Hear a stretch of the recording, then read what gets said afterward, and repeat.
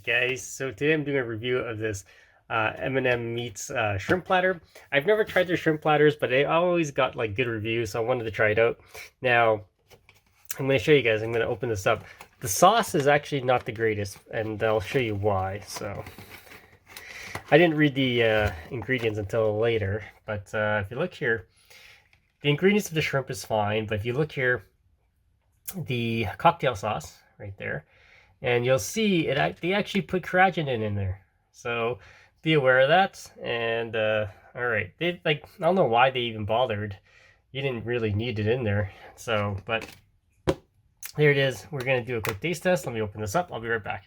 Okay, so I got the wrapper open here, and let's open this up. So there's shrimp. Just gonna take one. We'll test it out. It does have the tail on it, and they're already fully cooked, so and deveined. Wow, the shrimp is pretty good. Yeah, it's not seafoody or any like shellfish like.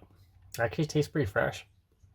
The sauce I'm not gonna eat because it has that cragin in there, but yeah, I'm just gonna use like my own salsa or something like that to use it. So alright guys, see more videos. Don't forget to subscribe to the channel.